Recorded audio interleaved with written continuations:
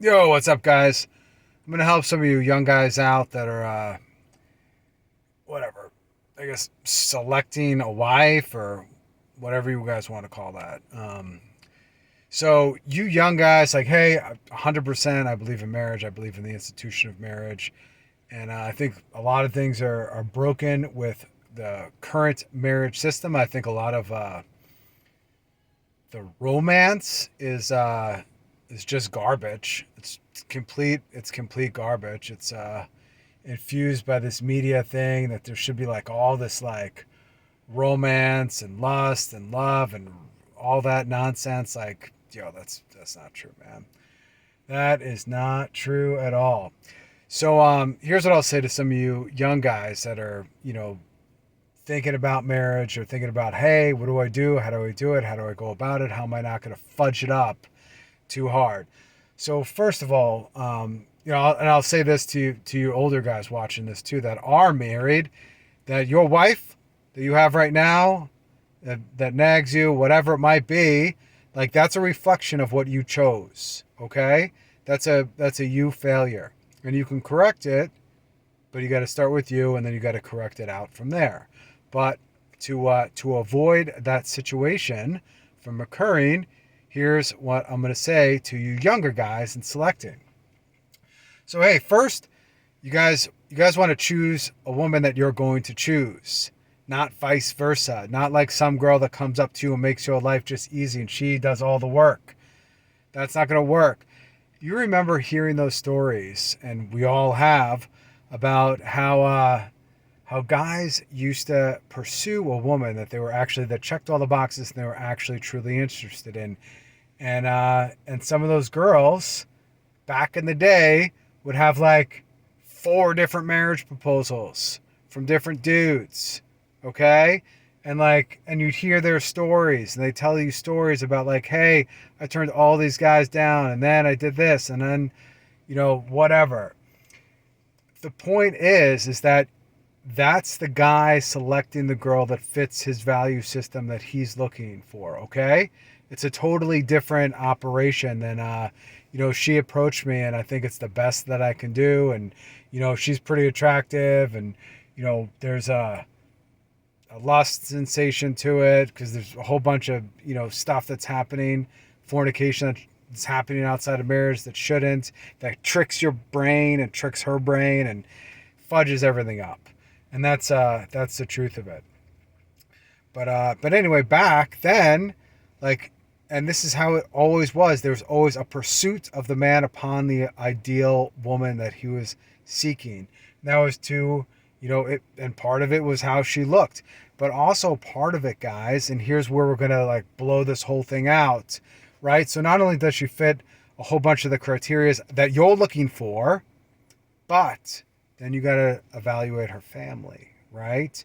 Because marriage isn't just about how you feel or how she feels about you, or only based upon her attractiveness, or there's a lot of factors that go into it. There's a lot of videos on all those red flags and that good stuff, but there's a lot of factors that go into a marriage, like what's she gonna bring to the table. And it's not like, I don't mean by her job or something, like, hey, does she fit the same religion as you? Even if you're not practicing religion, it's the same religion, it's the same shared values as you. What about her family? How does her mother treat her father, or parents together? How does her father treat her mother? Does her father have like a maybe you find out during that process if the father has like a problem with or she was exposed to impure moving images. I can't say the word because the silly people at YouTube will toggle my videos, and you know what I'm saying. Moving pictures. Was she exposed to that from her father? Why does that matter? I'm going to tell you why it matters, guys. Because her father is the first man. It's the first man she falls in love with as like a young girl. And if he's viewing women, she's viewing herself through that lens. Okay, so when she's exposed to those impure moving pictures, or she's exposed to that and knows that this is his thing, it messes with her mind, which is going to mess with your future relationship with her. It's going to be something you can overcome, but It's something to be aware of. Also, you want to watch their marriage as well. Like, how does the mother treat the father? How is that dynamic? Is she ruling over him? Is that what's happening in that situation? Because you best believe if that is the case, it's going to go the same way for you. So the sins, okay, all those little issues that they're having, the sins of the father, the sins of the mother, will be on her as well. Those would be issues that you guys have to breach. And I'm not saying they're insurmountable, but you want to kind of get everything up front that you possibly can. You want to do the most upfront planning. Who are her friends? What does she do with her friends? Are her friends actually like legit nice gals or not? What's the kind of media that she's watching? What is she not watching? So you want to look at all these things too. The other thing, guys, is don't take my stuff out of context. You also need to bring a ton of value to the table. What are you going to provide? Are you going to be a good husband? How do you be a good husband? Well, you got to start by providing. You should be able to provide so your wife can stay home and take care of your children. That should be primarily most important to you. If you guys aren't doing that, that's not good. You don't need a ton of money to do that, but you need enough to be able to provide for your family, however many kids that come along. Okay? That means everything that goes along with it. And it's not saying the wife's duties is just to stay home, and like being a homemaker is a super tough job, and it's super, I mean, that's a big job. That's devoting your life to your children and your family, and it's one of the most respectable things you can do. And as a man, you devoting your life to making sure that you're a good husband and a good father to your children is one of the most important things you can do. All right, so back to, kind of the relationship finding of the family. So why this is also important too, and you got to dance around these, you got to watch carefully her family, and you also got to dance around some of these other questions to find out, was she exposed to the moving pictures when she was younger, and who was it? Was it her father? Was it something like that? Because that's going to give you, a little bit of baggage, right? And you want to know that. You want to know how the mother treats the father, and vice versa. You want to keep an eye on that. You want to watch the family as well for how the mother and the father treat each other.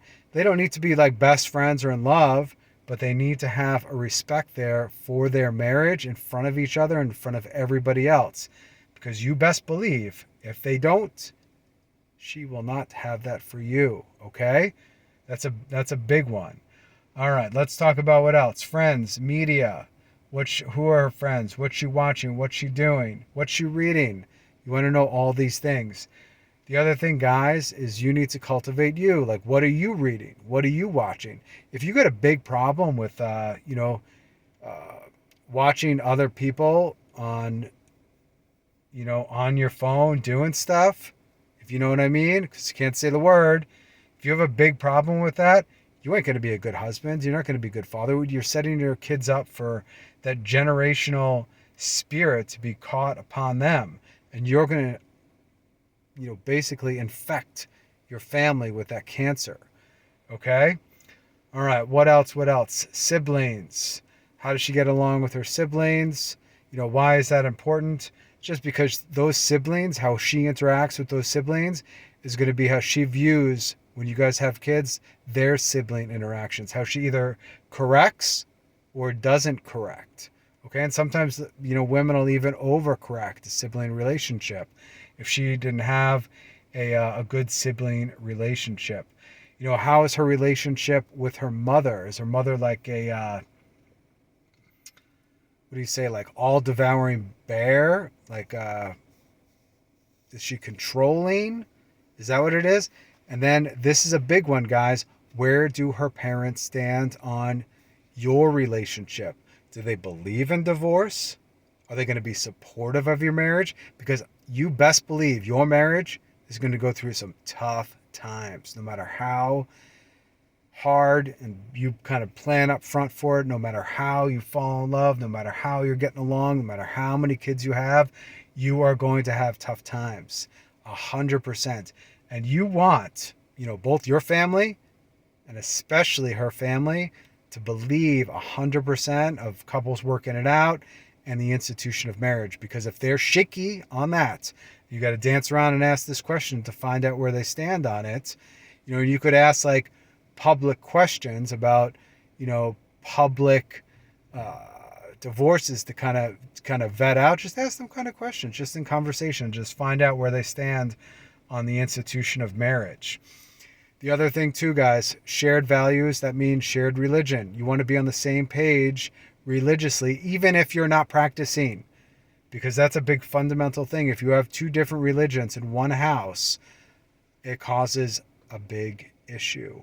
That causes an automatic issue because you're raised differently with two different mindsets, two different set of beliefs. If she was raised very secular and you're very religious, or you were raised religious and she's very secular, that's going to lead to a lot of problems because it's your worldview. It's how you view your way in the world and what happens to you in the next world.